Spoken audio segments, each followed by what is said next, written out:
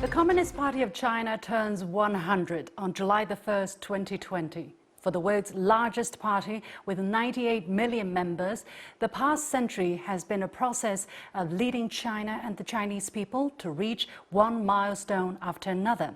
By 2020, China has lifted more than 770 million people out of extreme poverty, with the per capita GDP exceeding $10,000. What explains China's progress? How is the CPC different from Western political parties? And how to better tell the China story and the story of the CPC to the rest of the world? I'm pleased to be joined from Shanghai by Professor Zhang Weiwei, Director of the China Institute of Fudan University. Professor Zhang, thank you very much for joining us. So on July the 1st, on July the 1st, China will celebrate a big occasion, the 100th anniversary of the founding of the Communist Party of China. It was founded in 1921. 100 years, indeed, night and day difference has taken place in China in terms of GDP, for instance. For the people who don't really have an idea, from 1952, that's shortly after the CPC became the ruling party of China, all the way up to 2018, China's GDP increased by 174 times in real terms, and per capita GDP also jumped by some 70-fold. So what kind of role has the CPC played in this huge transformation? Yes, it's very important that the CPC played a leading role in reshaping the nation, in leading and guiding the nation from one of the poorest countries to a leading economy in the world. It's not easy. If you look at China, say, before 1949 and after 1949. Before 1949, CPC is a political force that has made tremendous sacrifices for the rise of the nation. Millions upon millions of its members died for the cause. It's 22 years of fierce armed struggle. And then after 1949, if you look at the whole change that has taken place in China, I would say again, like before 1949, right strategies and the courage for sacrifice and courage to embrace the new. For instance, China embraced globalization, yet we have maintained our own policy space. That's important because in terms of globalization, sponsored and pushed forward by the West, by United States, it's new liberal globalization. Yet China has managed to, on the one hand, embrace economic globalization, on the other hand, reject what's called political globalization. And that strategy has worked. So, Professor Zhang, one of your central arguments has been the difference between the Chinese Communist Party or Chinese party system versus that in a liberal, so-called liberal democratic society in the West. The Chinese Communist Party represents the overwhelming majority of the Chinese people, so it's a holistic interest party, whereas the Western parties are more representing the interests of a segment of society or partially of that society. How do you think it is possible that the Communist Party is always able to represent the interests of the overwhelming majority of society? Yes, I think, in the Western societies, for instance, like United States or UK, essentially the political parties there are what I call the partial interest parties. They represent part of the society. Perhaps this is also the origin of this very word party. And in the case of China, it's very different. I define China as a civilizational state, which means it's a combination, it's an amalgamation of hundreds of states into one over its long history. So since 221 BC, when China was first unified, China has adopted what I call a unique system. It's called the unified ruling entity. It's always like that. If China adopts, say, Western partial interest party system, the country immediately degenerates into chaos and civil wars. We tried that in the 1911 Republican Revolution, and the fate of divided civil war was the result. So this holistic interest party originates from this unified ruling entity structure. In other words, I joke with my American friend, if you have to use the term one-party system, my goodness, China has been practicing one-party system for over 2,000 years. And of this 2,000 years, most of the time, 2/3 or 4/5, China was a larger and more developed economy than European countries.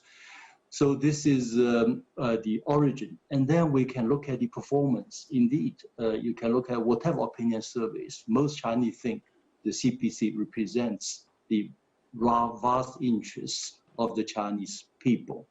And we both, China and the United States, embrace globalization. Yet the result of globalization was more fairly shared by the Chinese population than the United States. That's why they have this Donald Trump phenomenon. And today, most Chinese support globalization. Do you think it is not the case that in Western societies, their parties also strive or at least talk about serving the interests of their people, right? What is your argument that they are not trying to do that? This is first thing. And secondly, do you think it's ever possible that a Chinese party system is copied or emulated, let's say, in a foreign society? And indeed, many Western politicians claim they represent their nation and every one of their country. Yet, if you examine as a political scientist, reliable opinion surveys, and even the results of their elections, in most cases, it's very fair that represent part of the society. And in fact, if you say Western political parties are partial interest parties, I think most people in the West would agree. Another thing is in the West political system, in Western countries, on the whole, the very word politician has negative meanings. So most people have very low regard for their politicians, for those who run the political parties. It's very different from the Chinese society. Here we have statesmen, not politicians. That's different. Yeah. Would you expand a little bit on that? Because it is true. Oh, yes. Yeah. I follow your question, whether this model can be copied by others. Yeah. I think in theory and in practice, each and every nation should find its own way to success. So I think it's up to a country and their people to find out.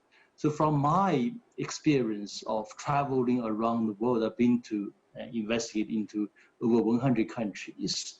I find that it's not easy to find the right path for their, or right model for their economic success and social progress. By no means. In the developing countries, in most cases, the state is too weak to steering in this kind of revolution or social change or modernization. In the West, the vested interest, power of the capital, has so much, influence over political life. So there are many problems, but I think many countries are making their efforts to try to find their own way to success. China does not impose its model on others or export its model. But since China is relatively successful, indeed, more and more countries look to China for inspirations, at least. Yeah.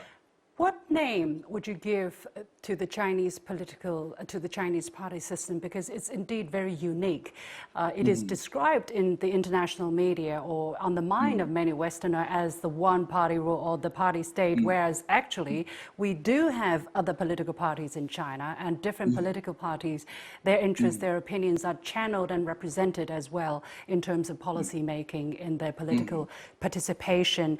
China is definitely not a multi-party governance system as is defined in the Western textbooks. China is not a bi-party system where, the ruling party and the opposition party rotate. So what is this new party system? What is the most fitting name you can find for it? Well, this is what I call the, as you mentioned just now, holistic interest party system. the more we look at the world today, the more I think personally, the Chinese approach is a better approach. Chinese system is much more responsible to its people and much more performing the Western political system. And so if there is competition of political system, I think China is winning. And you can ask your Western friends, in your country, do you happen to have a holistic interest political force? Most will tell you no.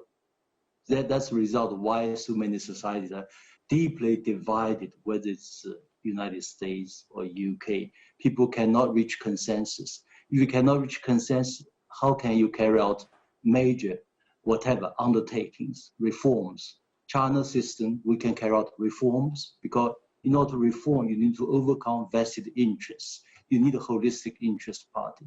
We can plan for next 5 years, next 50 years, for next generation. Can you do that? If you cannot do that, how can you compete with us?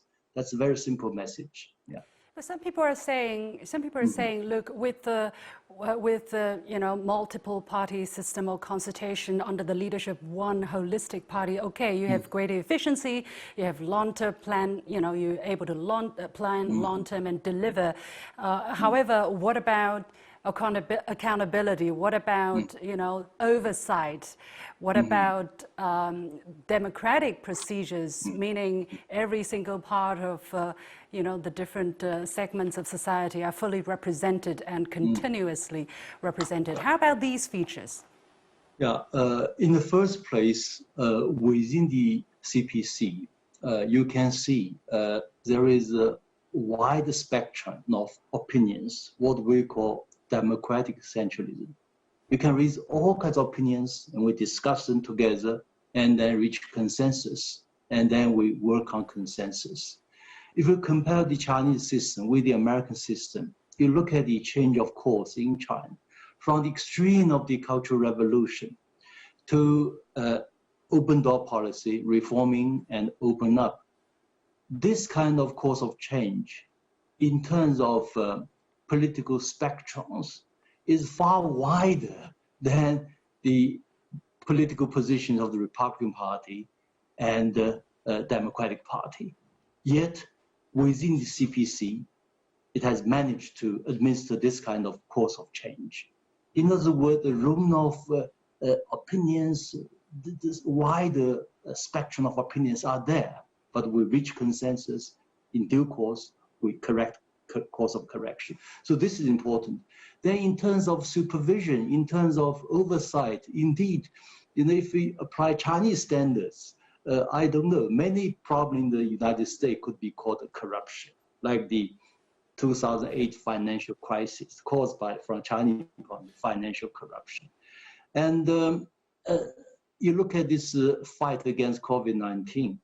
In the case of China, in Hubei province alone, CPC disciplined about 3,000 of its members and cadres. In the case of the United States, not a single one, government officials were disciplined with a death toll of 600,000. It's unbelievable. In the case of China, we cannot imagine what kind of political system that can, without such oversight. Even Donald Trump was out of politics, not out of the White House yet, not particularly for this particular reason. He still enjoyed a lot of support within the United States.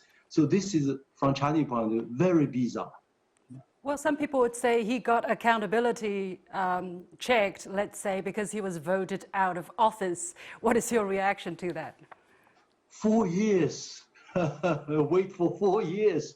And this accountability only comes with 4 years. That reminds me of the famous line from French philosopher Rousseau. He said he had a lot of sympathy for the British at that time. He said they got only 1 day in every 4 years, which was democratic, that they voted. And then the other time, 3 years and close to 4 years, there's no democracy. You have been watching a special edition of The Point with me, Liu Xin, where I talk to Professor Zhang Weiwei from Fudan University about China's political system. Stay with us.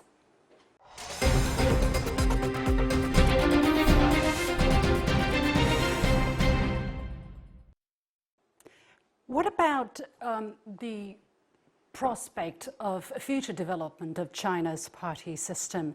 Because that's one thing that some Western politicians have been hanging on their lips, saying, oh, China didn't change the way we want them to, or China should change the way we want them to. I guess they talk about China adopting a Western liberal democratic system. On the other hand, China has tried in its history as well to copy all kinds of Western, system, constitutional, democracy, parliamentary system, and yet without success. So how do you look at the future prospect of China's party system? Could there be one day that China say, okay, our economy is at a certain stage that we can try a multi-party competition system? I think China has found a system which has performed better than the Western political system, full stop. That's very important. In other words, for instance, I describe Chinese model or political system as selection plus election. It's much better than simply election. Yeah. So this is very important. And then it's not that, at certain stage, China will copy the Western political system. We really look way beyond the Western political model. We think that model has genetic defects. As I said many times, the assumption that human beings are rational, they can cast a rational vote. No. I had debate with Professor Fukuyama, the author of The End of History, exactly this time, 10 years ago. I said United States and China both need political reforms. But United States perhaps need more reform because your system is a product of pre-industrial era. You need far more reform than China. And I made a prediction. Without substantial reforms, my concern is the United States may elect a president worse off than George W. Bush. It turned out to be true, at least in the eyes of most Americans and outsiders. And I also made another prediction. Without substantial reforms of American political system, you have no way to deal with, I call it, simple-minded populism. Just look at the quality of decision-making in the United States, really gripped by vested interests. The quality of this decision is so poor, When the trade war started by Donald Trump, I said the third-rate decision, making process and third-rate quality. How can you compete with China model in terms of decision-making quality? So I think, it's very different. It's also the feeling of, I think most Chinese today, United States democracy, well, if they think it's a good system, a great system, best system, please stay with it. We do not envy you, indeed. Carry on with it, we don't envy you. Thank you. What do you think Western politicians or Western countries are thinking of? What do they try to get, or what do they want to see in terms of change in China? So what do they want to see coming out of China? Do they want to see a China that adopts a Western political system, or do they want to see China suppressed, contained, so that it's not able to, overtake the United States in terms of dominance or strengths? What exactly is on their mind? Indeed, for a country like China today, there is no way to contain China. And China is the world's largest economy by purchasing power parity. China has the world's largest middle class, over 400 million people, real middle class. When they go to the United States, when they go to Europe, they're also middle class with properties, with decent income, more than the US population. China is the largest trading nation. China is also at the cutting edge of the new industrial revolution. So with all this, China also the largest consumer society. So I don't think you can contain a country like that. I just checked, today, even between China and the United States, one day's trade volume is larger than the trade volume between the United States and Soviet Union for 1 year. So there are already a lot of interconnections and interactions between China, the United States, and the West. So I think it's far better for China and the United States and the West to respect each other their political system. If you think your system is great, we do not envy you. You can carry on with it, but we think our system is great for us. So that's the opinion I share with you. Is there any possibility that China is going to say, okay, in order to have a more relaxed international environment, that China is going to adjust itself to make others feel more comfortable?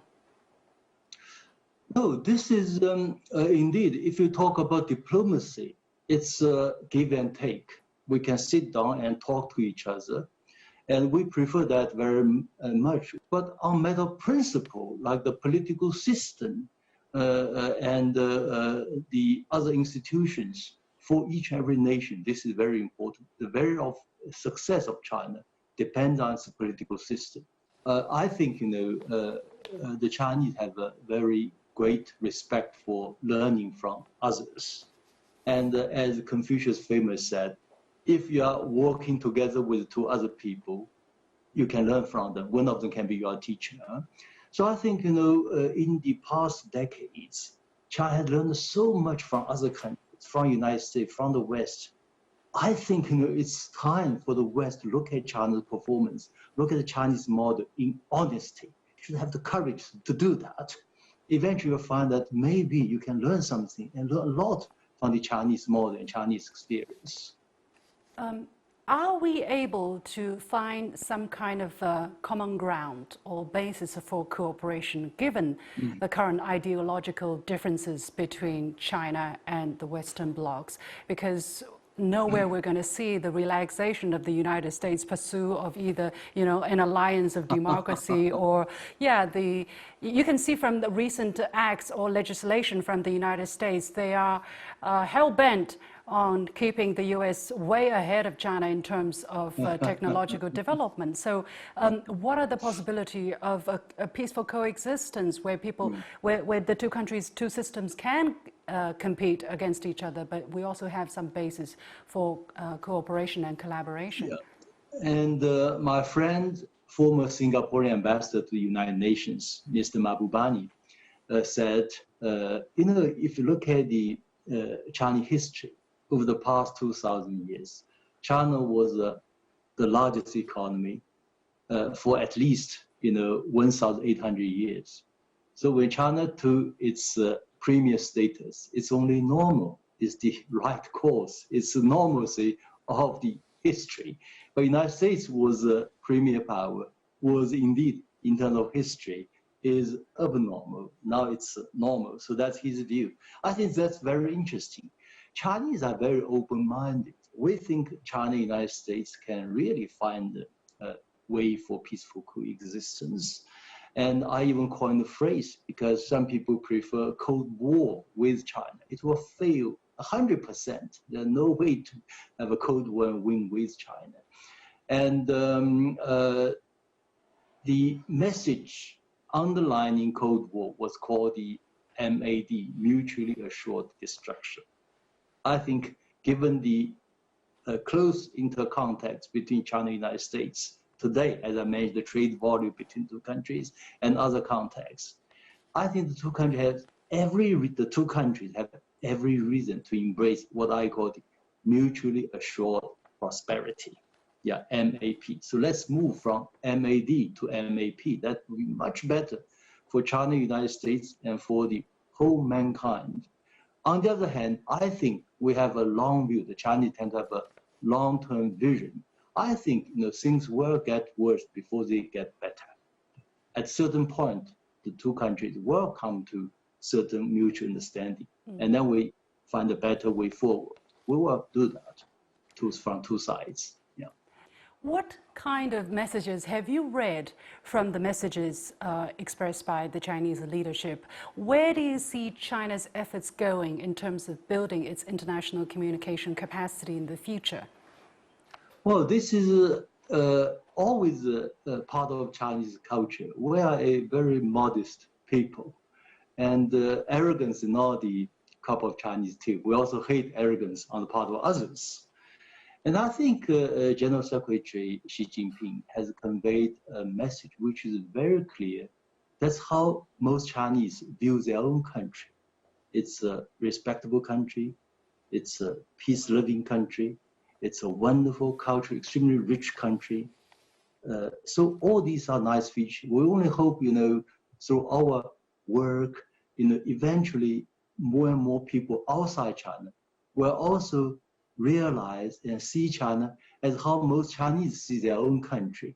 It's not a tremendously challenging thing. In many ways, I think the Western media and whatever journalists and scientists or experts should have the really open-eyed and mind and try to look at China as it is, at least to know how most Chinese view their country. And that's important. Most Chinese really feel proud of what they have achieved over the past decades. And so I think this message can be conveyed to the outside world. I have maintained this view, my own view, that China has reached such a stage that it has to explain everything to the outside world, clearly, in a language understandable, thoroughly, to outside world. This is important because China is no longer a small country. It's indeed the largest economy by purchasing power parity. So whatever happens in China, people want to know. It's fair. And we try to really explain China in a way that others can understand. On the other hand, I want to emphasize the point, given the importance of China, indeed, especially for the Western countries and their media, they should try to understand China as objectively as they can. If at this 21st century, when China is already so important, still misinterpret China, still spread the rumors like Xinjiang or whatever concentration camp, it's laughable to the extreme. You offend the 99.9% Chinese, It's just so ridiculous. Don't turn yourself into a laughing stock in the mind of Chinese. It's a great nation. Try to have some common sense and to really understand what most Chinese see their country. And that's important. It's not that difficult. You have simply courage. We have all kinds of opinion surveys. One, for instance, you have this just released Harvard survey by Ash Center of Harvard University. Mm-hmm. They spent over 10 years in China and interviewed over 30,000 people. It's a long-term project. They came with a conclusion that 93% Chinese see positively the role of the Chinese central government. If you look at this study by Ipsos, which have been doing surveys for years, roughly around 90%, sometimes 89%, sometimes 91%, 92%. Chinese think their country is on the right track. If you look at the same survey for United States, for UK, for France, it's so low, it's around 20%, 30%, even lower. So all these are very honest, surveys and credible surveys. I think the Western media should have courage to tell this truth to others. We have our share problems, like many other countries, but overwhelmingly, it's a rising power. It's a positive, very positive nation, and people's outlook is positive. And we prefer peaceful coexistence with the West, with other countries. So let's embrace mutually assured prosperity. We have a good chance to do that. MAP, M-A-P. Yes. Thank you very much, Professor Zhang Weiwei, Director of China Institute of Fudan University. Thank you. Thank you very much, Liu Xin. Yeah.